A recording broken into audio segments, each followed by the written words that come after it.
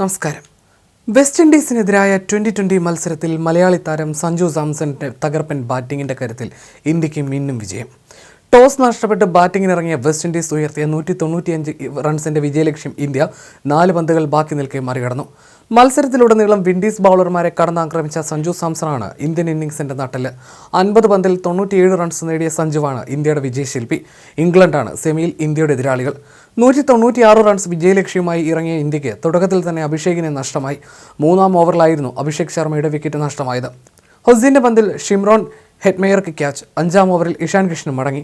ഹോൾഡർക്കായിരുന്നു wicket. 10-ാം ഓവറിൽ Suryakumar യാദവിനെ Shamar Joseph പുറത്താക്കിയതോടെ India 99-3 എന്ന നിലയിലായി. തിലക് വർമ്മയെ പുറത്താക്കി ജേസൺ ഹോൾഡർ തന്റെ 2ാം വിക്കറ്റ് സ്വന്തമാക്കി. പിന്നീട് ഹാർദിക് പാണ്ഡ്യയുമായി ചേർന്ന് സഞ്ജു ഇന്ത്യയെ വിജയത്തോടടുപ്പിച്ചു. 19-ാം ഓവറിൽ ഹാർദിക് പുറത്താകുമ്പോൾ ഇന്ത്യ 179 എത്തിയിരുന്നു. ശേഷം ക്രീസിലെത്തിയ ശിവം ദുബയെ കൂട്ടുപിടിച്ച് ഇന്ത്യ വിജയത്തിലെത്തുകയായിരുന്നു. അവസാന ഓവറിൽ 7 റൺസാണ് ഇന്ത്യക്ക് ജയിക്കാൻ വേണ്ടിയിരുന്നത്. റൊമാരിയുടെ ആദ്യ പന്ത് തന്നെ സഞ്ജു സിക്സർ പറത്തി. പിന്നാലെ 4ഉം. ഇന്ത്യക്ക് 5 വിക്കറ്റ് ജയം. 50 പന്തുകൾ നേരിട്ട താരം 4 സിക്സും 12 4ഉം നേടി. ഓപ്പണർമാരായ ഷായ് ഹോപ്പും റോസ്റ്റൺ ചേസും ചേർന്ന് മികച്ച അടിത്തറയാണ് വിൻഡീസിന് നൽകിയത്. ഓപ്പണിംഗ് സഖ്യം 68 റൺസ് കൂട്ടിച്ചേർത്തു. 32 റൺസ് എടുത്ത ഹോപ്പിനെ പുറത്താക്കി ഇന്ത്യ ആദ്യ പ്രഹരമേൽപ്പിച്ചു. മറുഭാഗത്ത് നിലയുറപ്പിച്ച് കളിച്ച റോസ്റ്റൺ ചേസ് 40 റൺസ് എടുത്തു. മധ്യനിരയിൽ ഹെറ്റ്മെയറും ഭേദപ്പെട്ട പ്രകടനം കാഴ്ചവെച്ചു.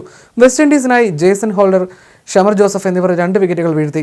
അഖിൽ ഹുസൈൻ എന്നിവർ ഓരോ വിക്കറ്റ് വീതവും സ്വന്തമാക്കി. മത്സരം അവസാന ഘട്ടത്തിലേക്ക് കടന്നപ്പോൾ നായകൻ റോമാൻ പവലും ജേസൺ ഹോൾഡറും ചേർന്ന് ഇന്ത്യൻ ബൗളർമാരെ കടന്നാക്രമിച്ചു. പവൽ 19 പന്തിൽ 34 റൺസും ഹോൾഡർ 22 പന്തിൽ 37 റൺസും അടിച്ചുകൂട്ടി. ഇന്ത്യൻ നിരയിൽ ജസ്പ്രീത് ബുംറ 2 വിക്കറ്റുകൾ വീഴ്ത്തി. ഹാർദിക് പാണ്ഡ്യയും വരുൺ ചക്രവർത്തിയും ഓരോ വിക്കറ്റ് വീതവും സ്വന്തമാക്കി. സിംബാബ്വെക്കെതിരെ ചെന്നൈയിൽ കളിച്ച അതേ ടീമിനെ തന്നെയാണ് ഇന്ത്യ കൊൽക്കത്തയിൽ നിലനിർത്തിയത്. ഇന്നത്തെ മത്സരത്തിൽ സഞ്ജു സാംസനെ പ്ലേയിങ് 11-ൽ ഉൾപ്പെടുത്തുമോ എന്ന ആശങ്ക ഉയർന്നിരുന്നു. എന്നാൽ സിംബാബ്വെക്കെതിരെ മികച്ച തുടക്കം കണ്ടെത്തിയ സഞ്ജുവിനെ ക്യാപ്റ്റനും കോച്ചും വെസ്റ്റ് ഇൻഡീസിനെതിരായ മത്സരത്തിനും അഭിഷേകിനൊപ്പം ഓപ്പണിംഗിന് ഇറക്കി. സഞ്ജു ഇവിടെ അവസരം മുതലാക്കുകയും ചെയ്തു. ഇന്ത്യൻ കുബായിത്തിൽ കന്നി ലോകകപ്പ് 50 കുറിച്ചതോടെ ചരിത്ര നേട്ടം കൂടിയാണ് സഞ്ജു സാംസനെ തേടിയെത്തിയത്. T20 ലോകകപ്പിൽ റൺ ചേസിൽ ഇന്ത്യക്കായി 50 കുറിച്ച് ആദ്യ വിക്കറ്റ് കീപ്പർ ബാറ്റർ എന്ന അപൂർവ റെക്കോർഡ് അദ്ദേഹം സ്വന്തമാക്കി. മുൻ ഇതിഹാസ നായകൻ കൂടിയായ MS ധോണിക്ക് പോലും സാധിക്കാത്ത നേട്ടം കൂടിയാണിത്. T20 ലോകകപ്പിന്റെ റൺ ചേസിൽ 50 അടിച്ച എലൈറ്റ് ഇന്ത്യൻ താരങ്ങളുടെ ലിസ്റ്റിലും സഞ്ജു ഇടം നേടിയിരിക്കുകയാണ്. നിലവിലെ കോച്ച് ഗൗതം ഗംഭീർ, ക്യാപ്റ്റൻ സൂര്യകുമാർ യാദവ് എന്നിവരാണ് ഈ നേട്ടം കുറിച്ച മറ്റ് ഇന്ത്യക്കാർ. 2 പേരും ഓരോ 50 വീതമടിച്ചു. ഈ ലിസ്റ്റിലെ കിങ് മുൻ ഇതിഹാസ താരം വിരാട് കോഹ്ലിയാണ്. 7 50കളുമായി അദ്ദേഹം ബഹുദൂരം മുന്നിലാണ്.